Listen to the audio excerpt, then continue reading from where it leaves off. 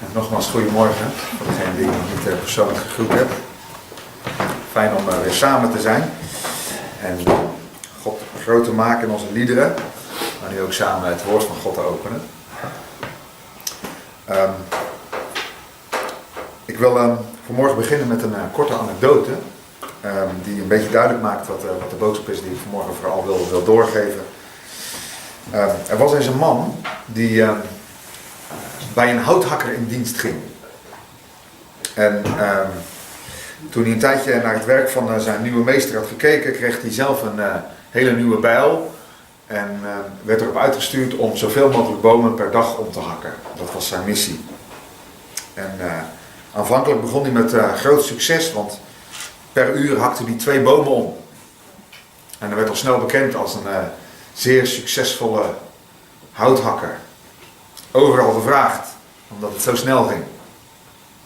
En dag aan dag ging hij door om met diezelfde bijl bomen een kopje kleiner te maken.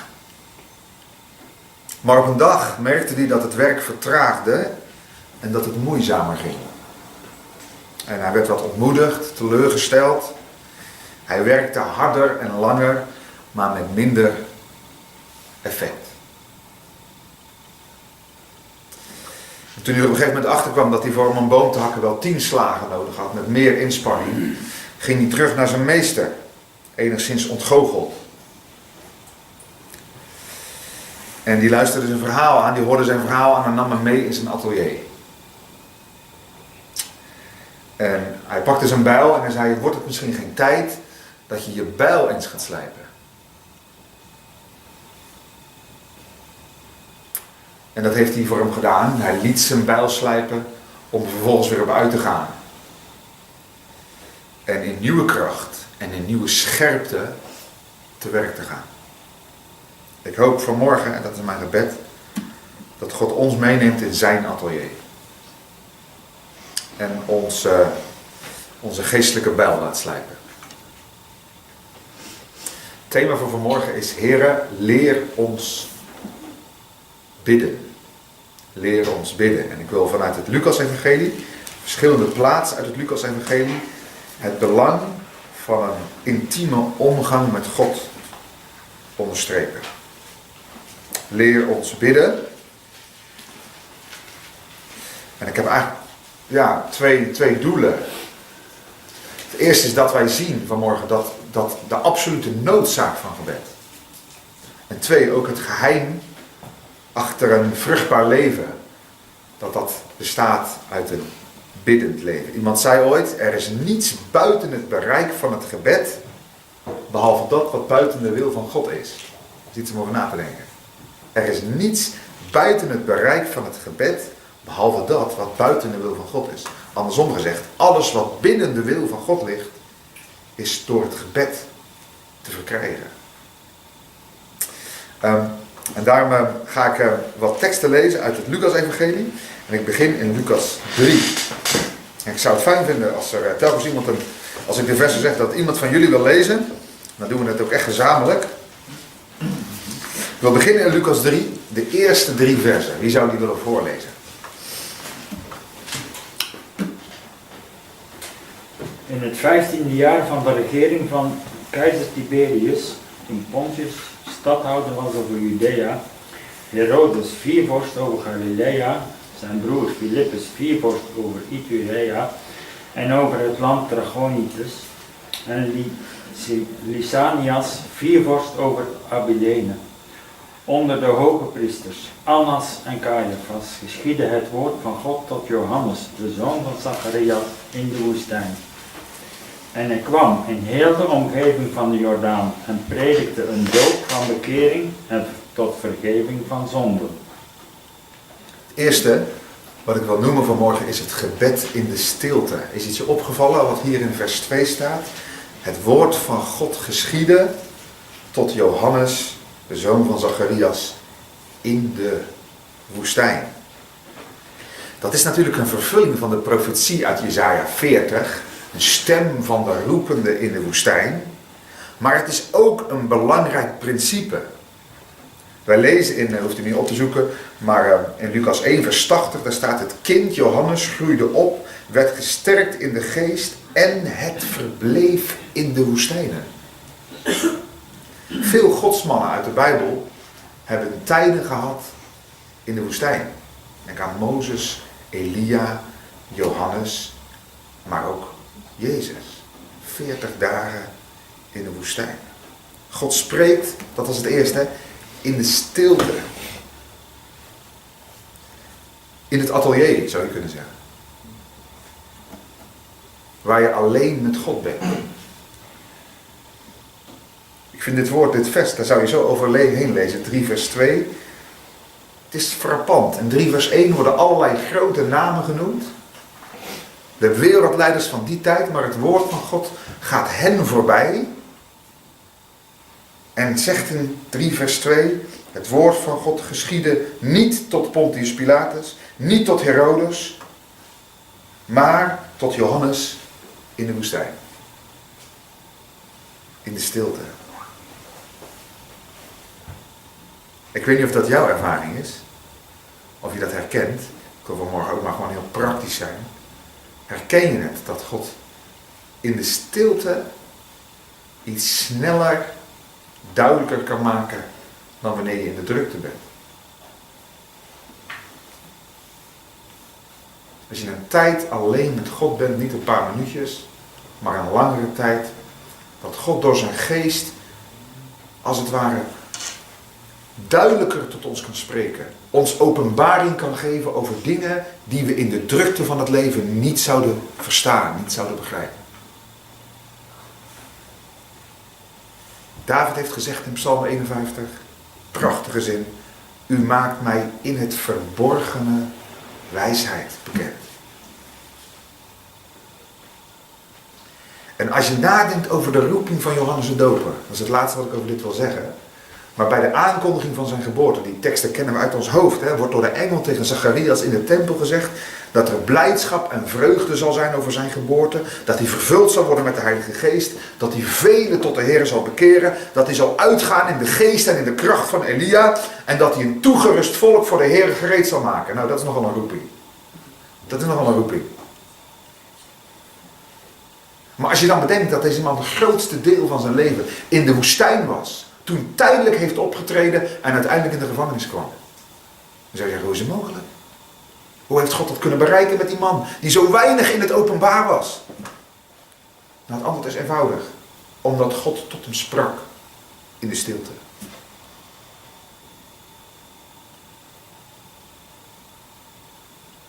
God sprak tot hem in de stilte.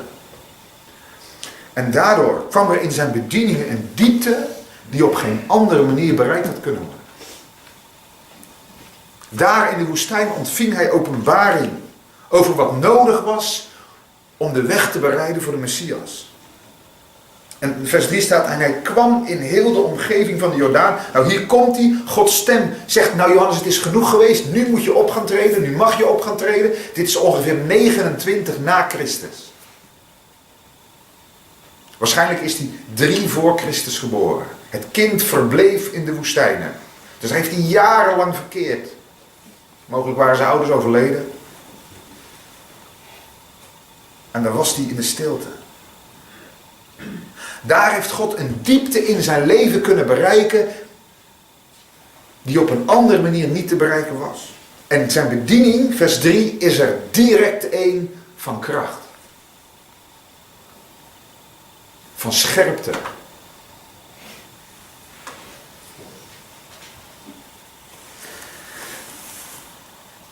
Gebedsloosheid in ons leven, broeders en zusters, leidt altijd tot krachteloosheid. Er kan nog een hoop activiteit zijn. Ik hoop dat je vanmorgen eerlijk naar je eigen leven wil kijken. En er kan nog een hoop activiteit in ons leven zijn. Er kunnen nog drukke baasjes zijn met allerlei dingen. Maar dat de kracht verdwenen is. Omdat we weten, ik heb het geheim in de stilte met God verwaarloosd. Maar gebedsintimiteit leidt tot een diepte in datgene wat je voor de Heer mag doen. Heb je dat? Dat je soms zegt, ik weet niet waar de Heer jou voor roept, of welke taken, welke bediening jij mag hebben. Ik geloof dat iedere christen een taak heeft. Meer op de achter- of meer op de voorgrond. Maar ken je tijden van afzondering? Dat je zegt, ik leg even al het werk stil. Ik word even niet door mensen gezien. Ik ben alleen met hem. Ik verkeer op een punt dat ik de Heer wil zoeken. En over dit of dat een duidelijkheid wil krijgen. Oswald Chambers, er zullen vast ook wel hier mensen zijn die zijn dagboek lezen, geheel voor hem, heeft gezegd, ik zeg het even in het Engels, prayer does not fit us for the greater work. Prayer is the greater work. Het maakt ons niet klaar voor een groot werk. Het is het grote werk. Dat is de eerste. Gebed in de stilte. Ik wil naar de tweede gaan. Lucas 3 vers 21.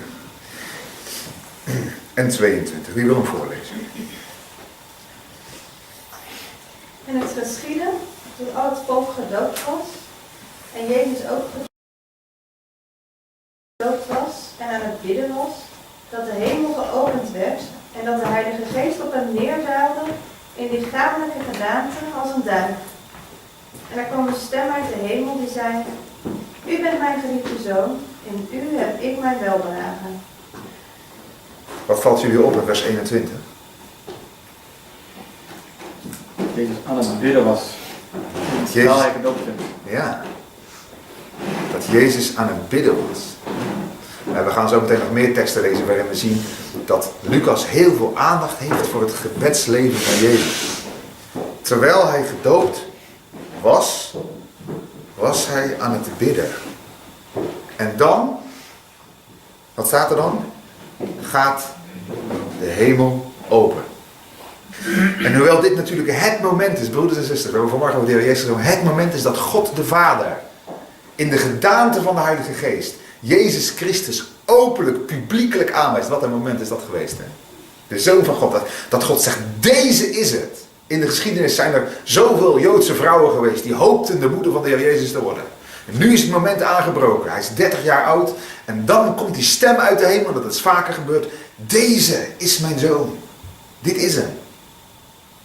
Terwijl Jezus aan het bidden was, werd de hemel geopend. Ik noem dit tweede gebed onder een open hemel. Hebben wij dat met elkaar nog in de gaten, dat wanneer we bidden, wanneer we naderen tot de troon van genade, dat de hemel open is. God doet in zijn woord zoveel pogingen om ons ervan te overtuigen dat wanneer wij bidden, de hemel geopend is. Jacobus zegt, nader tot hem en hij zal tot u naderen. Petrus schrijft, de ogen van de Heere rusten op de rechtvaardigen en zijn oren zijn gericht op hun gebed. Geweldig is dat. Heb je dat in de gaten als je bidt?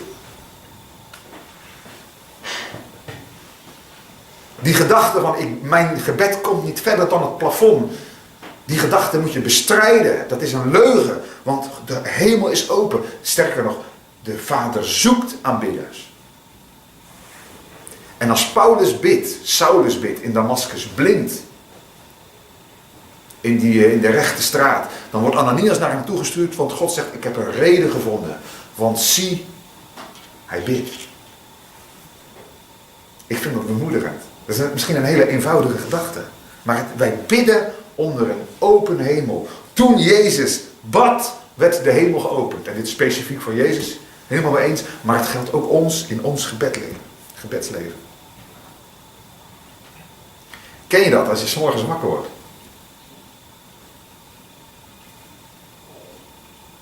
Je wakker wordt. Misschien heb je moeite met wakker worden en moeite met uit bed komen. Nou, bespreek dat met de Heer. Geloof echt dat de Heer jou wakker wil maken 's morgens. Ik zeg niet dat je een wekker moet gebruiken, maar God wil je daar echt bij helpen. Want God wil je ontmoeten in de stilte. En naarmate je intimiteit met de Heer vordert, kun je 's morgens wakker worden. Dat je zegt, Heer, ik weet dat u daar bent. Ik wil u ontmoeten in mijn binnenkamer. Heer, ik kom eraan.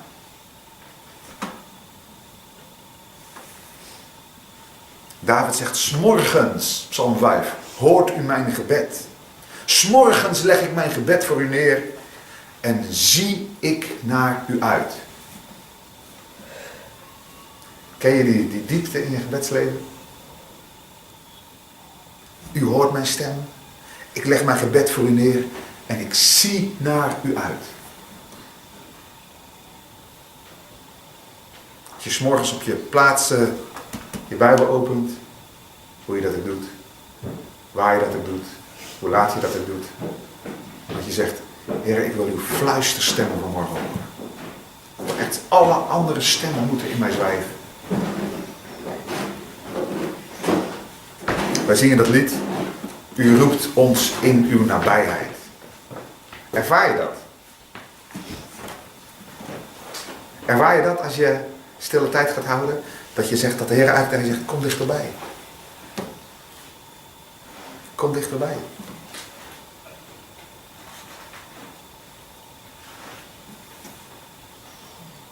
We gaan naar de derde.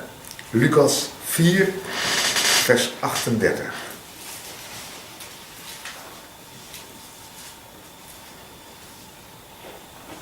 Het tweede was het bidden onder een open hemel. En als derde wil ik vanmorgen aandacht vragen voor het gebed in drukke tijden. Wie wil lezen vanaf vers 38 tot en met 42?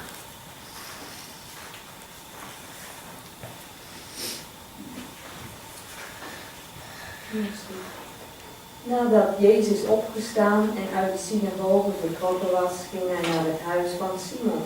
De schoonmoeder van Simon had hoge koorts en ze vroegen hem om hulp voor haar. En hij boog zich over haar heen en bestrafte de koorts en die verliet haar. Zij stond onmiddellijk op en diende hem. Toen de zon onderging, brachten alle die ziek hadden door allerlei kwalen gekweld deze zieken bij hem. En hij legde ieder van hen de handen op en genas hen. Ook gingen er van vele demonen uit, die schreeuwden en zeiden, u bent de Christus, de Zoon van God. Maar hij bestrafte hen en liet hun niet toe te spreken, omdat zij wisten dat hij de Christus was. Toen het dag geworden was, ging hij naar buiten en begaf zich naar een eenzame plaats. De menigte zochten hem en kwamen bij hem en probeerden hem tegen te houden, opdat hij niet van hen weg zou gaan. Maar hij zei tegen hen, ik moet ook andere steden het evangelie van het koninkrijk van God verkondigen. Want daarvoor ben ik uitgezonden. Nou, hier zie je echt dat de bediening van Jezus op gang gekomen is. Hij heeft zich geopenbaard in Nazareth, begin van hoofdstuk 4. Daar heeft hij, dat is bij mij op dezelfde bladzijde, of een bladzijde terug, daar heeft hij die wonderlijke woorden gesproken, 4 vers 18. De geest van de Heer is op mij en hij heeft mij gezonden om aan armen het evangelie te verkondigen, te genezen die gebroken van hart zijn, gevangenen vrijlating, blinden het gezichtsvermogen, verslagen weg te zenden in vrijheid, om het jaar van het welbehagen van de Heer te prediken. Nou, dat was de bediening van Jezus en dat is trouwens nog de bediening van Jezus. Door zijn volk, door zijn kinderen heen. Zet hij deze bediening voort. En dat is Jezus aan het doen en je ziet dat de roep over hem zich verspreidt. Niet alleen in Nazareth, maar ook in Capernaum en in de omliggende streken. Vers 32 van hoofdstuk 4 bijvoorbeeld. Hè? Zij stonden versteld van zijn onderwijs, want zijn woord was met gezag. En onze zuster heeft net voorgelezen hoe Jezus de schoonmoeder van Petrus genas. En vervolgens veel demonen uitdrijft, vers 42. En dat die demonen moeten belijden, u bent de Christus, de Zoon van God. Geweldig. Of Jezus Heer is en of hij de Messias is. Dat wordt hier wel duidelijk. En dan komt vers 42. Toen het dag geworden was. Toen het dag geworden was, dat is de tegenhanger van vers 40. Daar staat toen de zon onderging. En dan hier, toen het dag geworden was, ging hij naar buiten en begaf zich naar een eenzame plaats. De menigte zochten hem en kwamen bij hem en probeerden hem tegen te houden, opdat hij niet van hen weg zou gaan. Nou, er was een gigantische nood in Israël. Er was veel occulte belasting. Er waren zieken. Er waren mensen die het evangelie moesten horen. En Jezus is gezalfd. Hij heeft de bediening ontvangen. En hij predikt en geneest. En er zijn veel mensen die een beroep op hem doen. Vers 42 zegt, in mijn vertaling, de menigten zochten hem. Maar dan dat raadselachtige besluit van Jezus. Toen het dag geworden was, ging hij naar buiten en begaf zich naar een eenzame plaats. Was er niets meer te doen? Er was nog heel veel te doen. Was er niemand meer te genezen? Er waren nog velen te genezen. Was er niets meer te prediken? Er was nog heel veel te prediken. Maar 's morgens vroeg besluit Jezus naar buiten te gaan, hoewel die tegengehouden wordt. En gaat hij naar een eenzame plaats. Om alleen met zijn vader te zijn. Je vindt dat 1 hoofdstuk verder in vers 16 staat, hoofdstuk 5 vers 16. Maar hij vertrok naar de woestijnen en bad daar. Weet je wat er in het Engels staat? He slipped away. Hij sloop weg. Een andere vertaling zegt, hij was voortdurend bezig zich terug te trekken en te bidden. Ik kan me zo voorstellen dat heel de omgeving, dat staat hier ook, het gerucht verspreidt zich, spreekt over hem, over zijn krachtige bediening. En terwijl die mensen doorpraten, ontsnapt Jezus. Maar hij vertrok. Wat een keuze is dat geweest voor hem. Die gekomen was om te genezen de gebrokenen van hart. Hij zag de gebrokenen, maar Jezus wist, broeders, zusters, Jezus wist, ik moet in de eenzaamheid met mijn vader zijn. Het is goed, we maken de toepassing, om onder de mensen te zijn. Om beschikbaar te zijn, om te dienen. Maar hoe meer je dat doet, hoe meer je alleen met hem zult moeten zijn. Wil je je geestelijke bijl scherp houden? Wil je je voor laten staan op je vele activiteiten? Of zoek je naar geestelijke kracht? Doordat je in de aanwezigheid met God bent. Ik denk echt dat wij als christenen, als dienaars van het nieuwe verbond, deze gewoonte moeten ontwikkelen of moeten onderhouden of moeten verdiepen. Zoals staat in hoofdstuk 5 vers 16, maar hij vertrok. En weet je wat ik heel opvallend vind? Dat hij in hoofdstuk 4 staat dan, dat hij naar de stilte gaat. En dan komt hij terug, is hij op een eenzame plaats met zijn vader geweest. En dan zegt hij tegen hem, ik moet ook andere steden het evangelie van het koninkrijk van God verkondigen. En vertrekt hij naar andere steden. Door te bidden blijf je bij je roeping. Hou je je focus op de wil van God voor je leven gericht en wordt die niet bepaald door het werk of door de mensen, maar door God. Ik hoorde eens een oude broeder bidden, dat vond ik heel aangrijpend, heel innemend. Hij zei, Heere, dat was een drukke broeder, bewaar mij voor zijpaadjes. Bewaar mij voor zijpaadjes. Ik wil blijven op de hoofdweg van de roeping die u voor mijn leven heeft. En daarvoor is het nodig dat ik tijd met u doorbreng. Dat ik helder hou. Hierom ben ik gekomen, zegt Jezus. Dat jij en ik helder hebben. Dit is de wil van God voor mijn leven. En reken erop dat er mensen zijn die voortdurend een beroep op je zullen doen. Maar kun jij zeggen, heb jij de geestelijke kracht ontwikkeld om te zeggen, ik vertrek. Want het moet alleen met de Heer zijn. En laten we even tot bezinning komen. Eerlijk is eerlijk, als Jezus dit nodig had, hoeveel te meer wij. Het zou van geestelijke arrogantie spreken als wij met minder toe konden als Jezus. Toch? Als hij het nodig had om openbaring te ontvangen in de woestijnen, op de eenzame plaats, op de bergen, alleen met zijn vader, hoeveel te meer ik? Herken je het dat je in gebed, dat vind ik wel een mooie vraag vanmorgen, herken je het dat je in je gebedsleven, in die langere, stille tijden met God, dat je openbaring krijgt over wat God van je vraagt? Onder bidden, mogelijk onder vasten. Dat God licht laat schijnen over de keuzes die je moet maken. Ook al zeggen, dat zet je ook in de vrijheid. Hè? Ook al zeggen mensen, joh, ik denk dat jij die kant op moet. Of ik denk dat dit goed zou zijn. Dat je innerlijk weet, nee, maar God heeft iets anders tegen me gezegd. Ik moet die kant uit.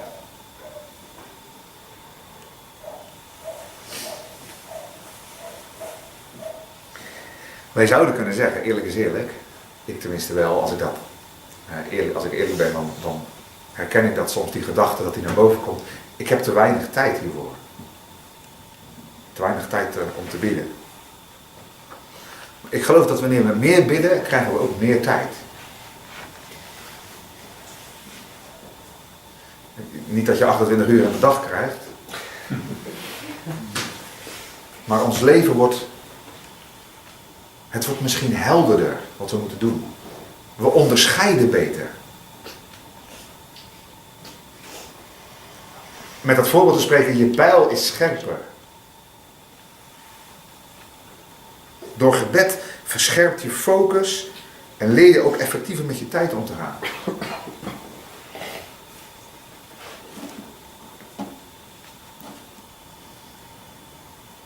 De Heer van het werk, zegt Henk Binnendijk altijd, is belangrijker dan het werk van de Heer.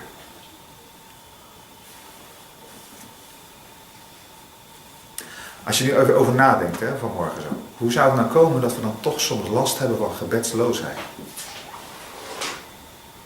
Wat zit daar nu achter? Ik heb er eens over nagedacht.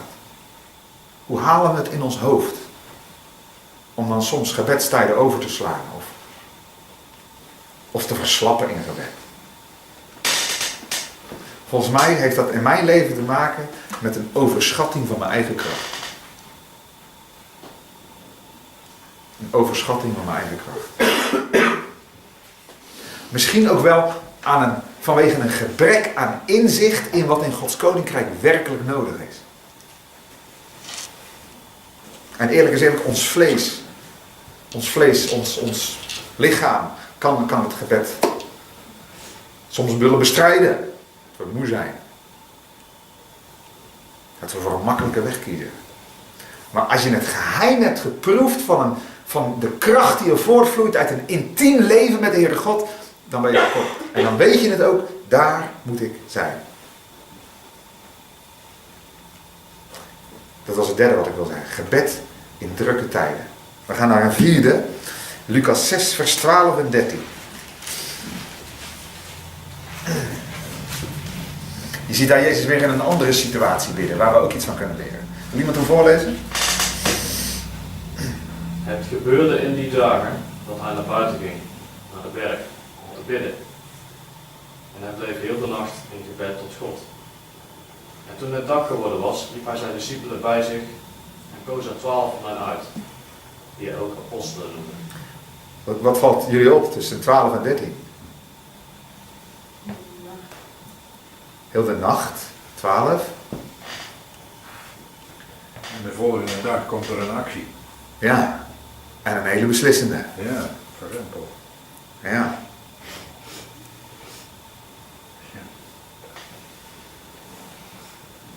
In de nacht, in het verborgene, in de stilte.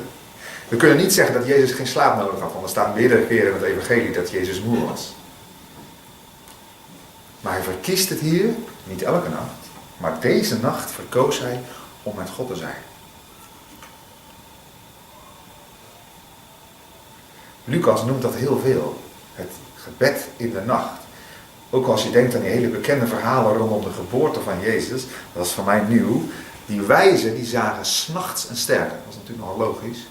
's Nachts. Die herders werden 's nachts bezocht. En van Anna die profetes staat dat ze God diende onder bidden en vasten. Dag en nacht. Hier zie je dat Jezus doet. Die gedachte, 's nachts, misschien heb je wel dat je niet kan slapen, dat je denkt, je bent wakker. Die zegt, Heer, u slaapt of sluimert nooit. U bent daar. Als jij dan je ogen open doet,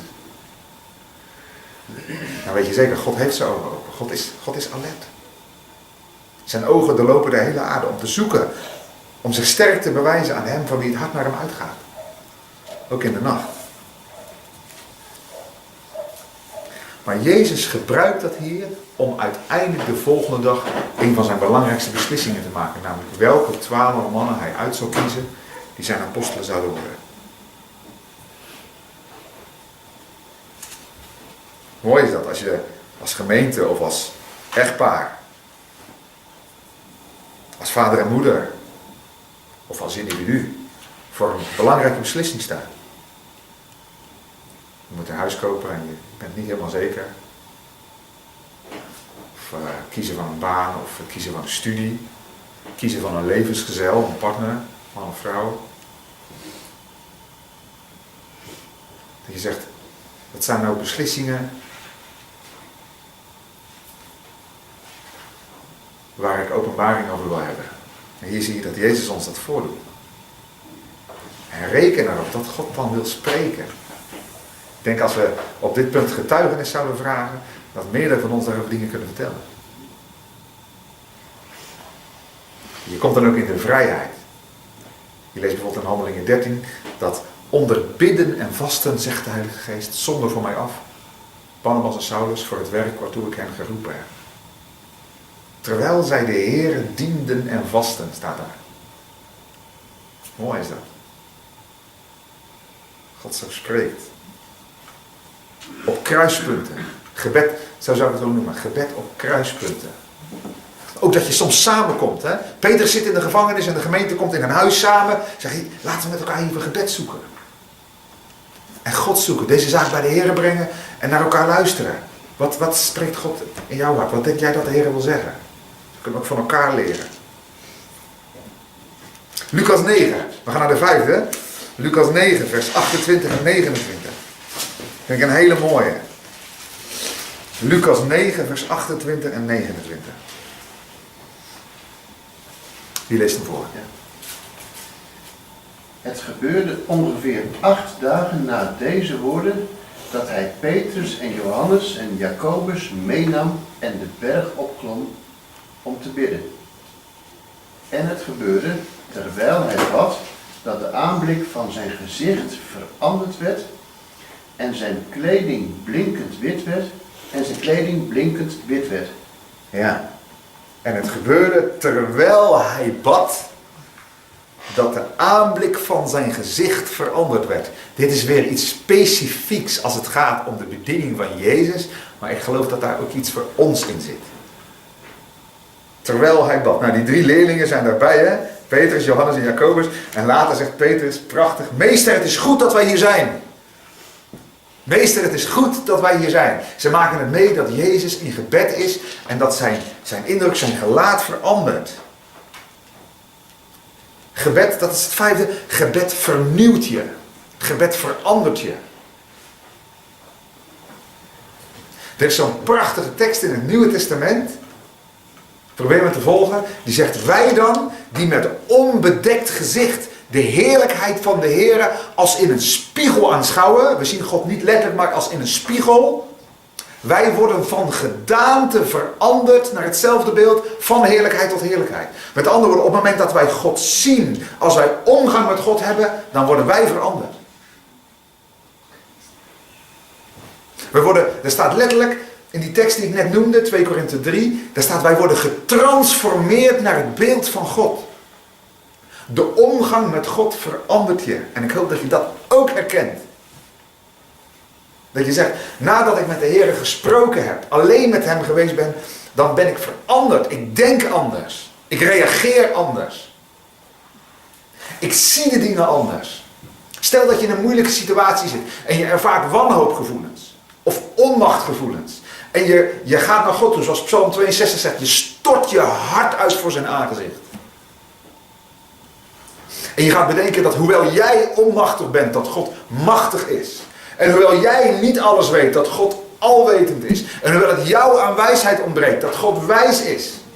Dat het jou aan goedheid ontbreekt, om goed te reageren. Dat God goed is. Dat het jou aan geduld ontbreekt, maar dat God geduldig is.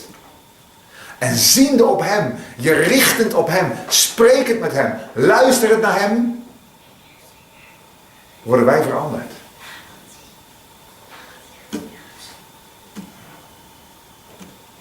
Van binnen word je een ander mens. Soms kan je gezicht letterlijk veranderen. In de zin van dat je ziet de dingen anders. Je hebt gekeken in de ogen van God. Je hebt gekeken in het woord van God. En daardoor leer je denken. Word je vernieuwd in je denken. En ga je de dingen weer zien of bij benadering zien zoals God ze ziet. Misschien heb je wel eens een conflict met je vrouw, met je man, een woordenwisseling. Je bent het hartgrondig oneens over iets. Ik zie een aantal mensen heel verbaasd kijken van, heb je dat nog wel eens? Maar...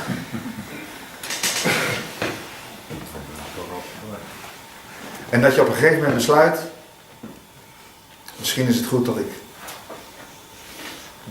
ik een tijd met de Heer doorbreng. Dat je de binnenkamer ingaat of een wandeling gaat maken. En dat je de zaken aan de Heer voorlegt. En dat je je argumenten aan God vertelt. Maar dat je al vertellend en al luisterend naar het woord van God tot een ander inzicht komt. En je komt weer thuis en je zegt, ik kan nu om vergeving vragen. Of ik kan je nu vergeven. Want het gebed, de tijd met de Heer, heeft je veranderd. Herken je dat?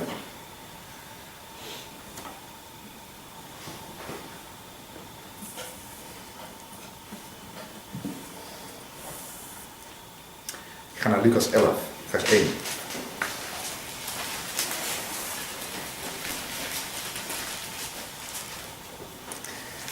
Wie leest hem voor? En het gebeurde, toen hij ergens aan het bidden was, dat een van zijn discipelen tegen hem zei, toen hij ophield, Heer, leer ons bidden, zoals ook Johannes zijn discipelen geleerd heeft. Iedereen kent deze tekst. Denk ik.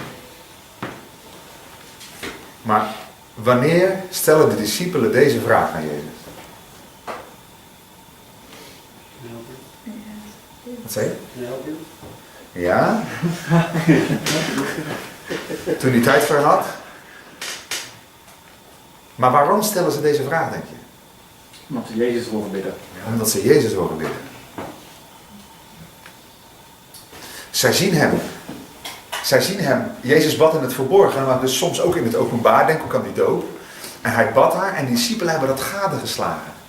Heb je trouwens wel eens over nagedacht, hoe komt het dat bijvoorbeeld het hoge priesterlijk gebed in de Bijbel staat? Het meest intieme gebed van Jezus. Ja, dat er niemand bij was, hè? Waarschijnlijk was Johannes daarbij. Johannes heeft dat gehoord. Heeft misschien op een afstandje zitten luisteren. Ik weet het niet, maar... En hier zie je dat die leerlingen, die zien Jezus in gebed met hun vader. En dan is hij klaar met bidden. En dan hebben ze maar één vraag. En ze zeggen, Heer, leer ons bidden. En eigenlijk vind ik dat zo'n mooie vraag. En dan kan je theologisch oplossen. Ja, de Heilige Geest was nog niet in hen. Het was nog geen Pinksteren geweest. Maar het... Heer, leer ons bidden. Ik vind het ook zo'n eerlijke vraag.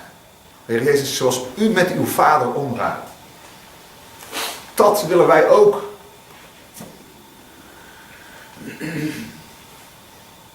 Jezus heeft gezegd, Jezus, de Zoon van God, zonder hem kan ik niets doen. Alles wat ik doe, dat heb ik de Vader zien doen, zegt hij. De Vader en ik zijn één. En dan zeggen de leerlingen, leer het ons. Leer het ons.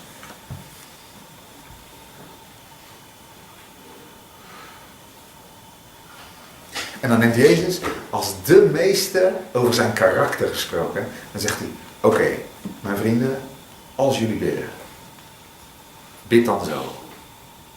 Onze Vader. En dan leert hij hen dat gebed, leert hij hen een manier van bidden. Heb je er wel eens over nagedacht, broeder en zuster, dat die discipelen niet zeggen, leer ons spreken. Leer ons tekenen doen. Leer ons genezingen verrichten.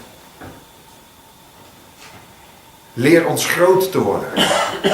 En ze zeggen, leer ons bidden.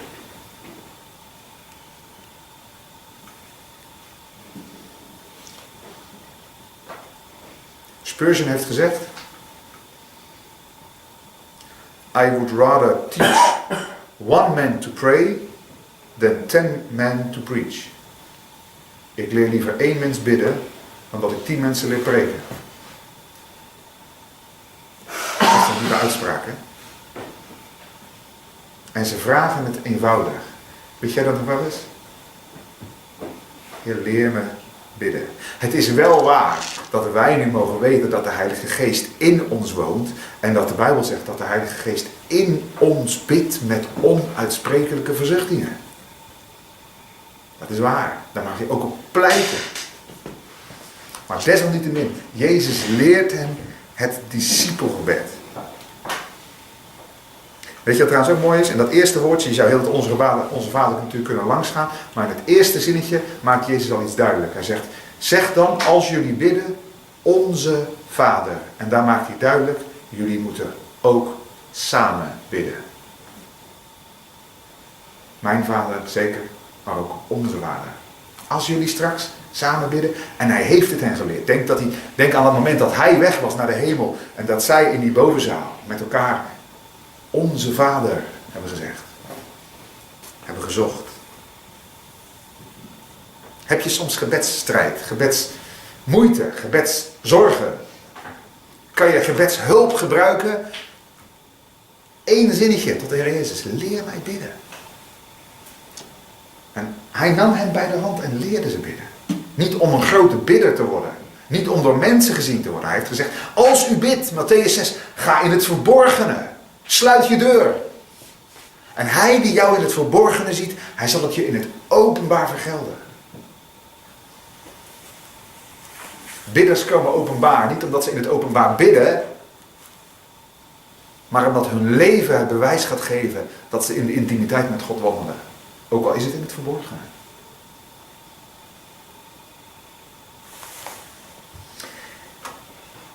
Van hetzelfde hoofdstuk. Dus het 6e wat ik wilde zeggen was, de Heer Jezus wil ons leren bidden. Het 7e gaat hier over aanhoudend gebed. Lucas 11 vers 11 tot 13. Wil je die lezen?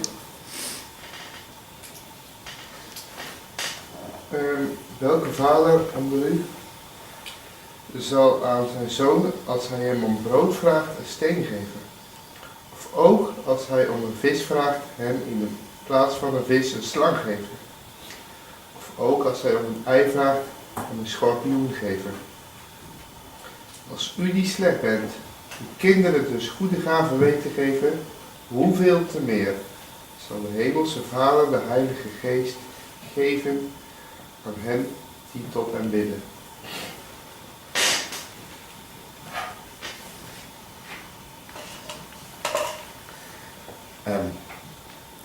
Dit is eenvoudig onderwijs.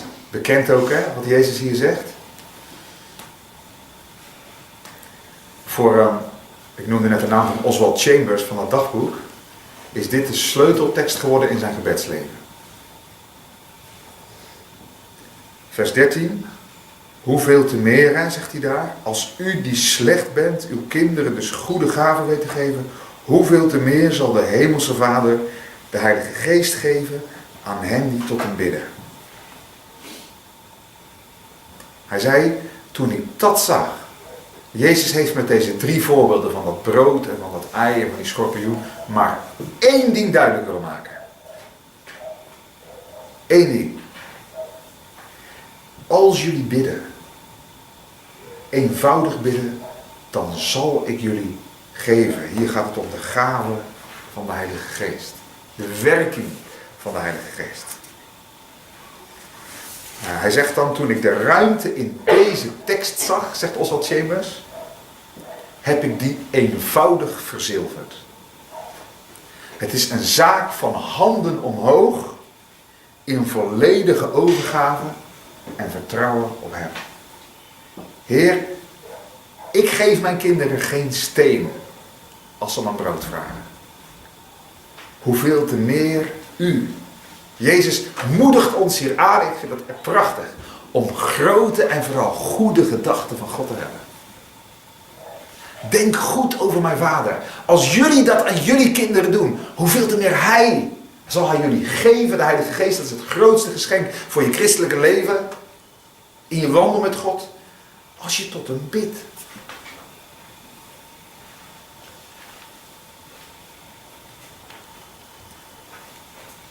Dat maakt bidden ook iets kinderlijks. In de zin van, ik heb het niet, maar u hebt het. U bent goed, u bent groot. U hebt uw belofte gegeven. Op zo'n tekst kun je staan en zeggen, Heer, ik bid om de werking van de Heilige Geest in mijn leven. Het ontbreekt me aan vrijmoedigheid. Het ontbreekt me aan kracht. Het ontbreekt me aan inzicht in een bepaalde moeilijke situatie. U bent goed, u hebt het gezegd, ik kom eenvoudig naar u toe. Dan is bidden ook niet zozeer een werk, maar het is omgang met een goede hemelse Vader.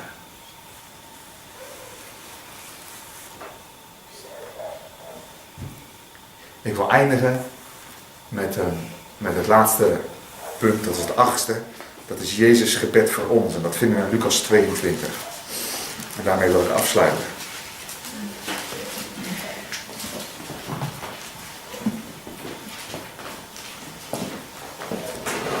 Lucas 22 vers 32. Ik lees ook 31. Over het gebedsleven van Jezus hebben we het vanmorgen. Wat we daarvan kunnen leren. Nou, hier iets wat Jezus doet. 31. En de Heer zei, Simon, Simon, zie, de Satan heeft u allen opgeëist om te ziften als de tarwe. Maar ik heb voor u gebeden dat uw geloof niet ophoudt. Nou, we hebben vanmorgen eigenlijk in de spiegel gekeken van Jezus' gebedsleven, nietwaar? Johannes, het eerste punt, maar die anderen gingen eigenlijk allemaal over het gebedsleven van Jezus, wat wij ervan kunnen leren. En ik hoop dat dat voor jou een aansporing, een bemoediging geweest is om tijd met de Heer door te brengen. Om Hem te kennen in drukke tijden, op kruispunten. Dat je aangespoord bent om misschien wel wat werk te laten liggen en je te richten op je eerste en je hoogste roeping. Namelijk om aan zijn voeten te verkeren. Maar weet je wat geweldig is?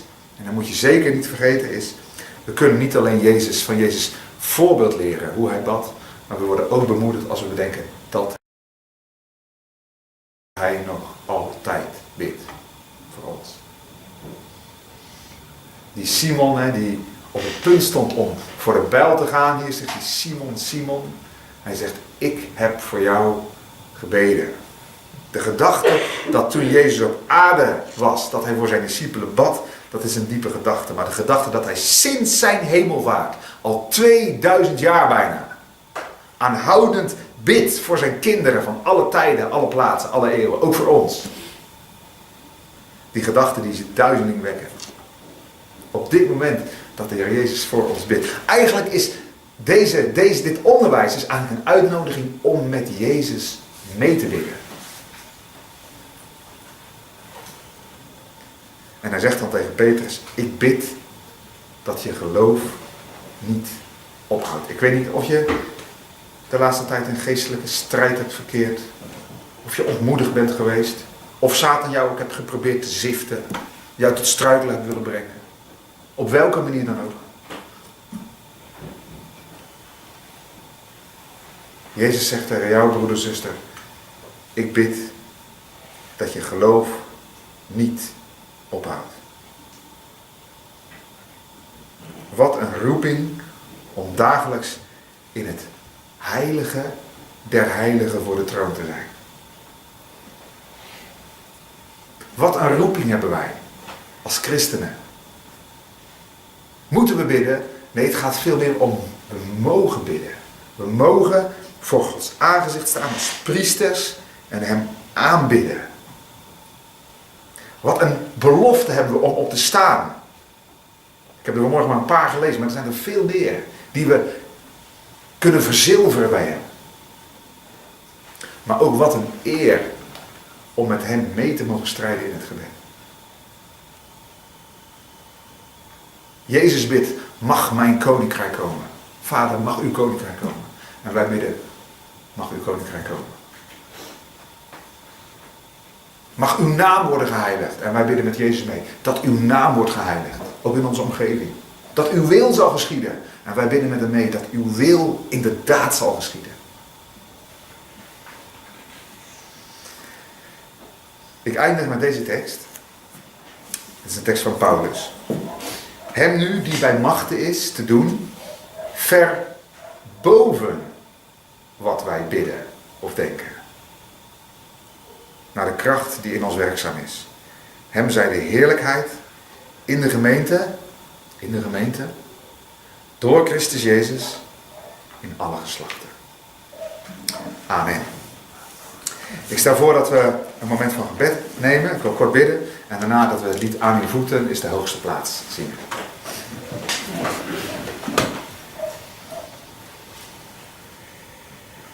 Heer Jezus, dank u wel dat u onze biddende hoge priester bent.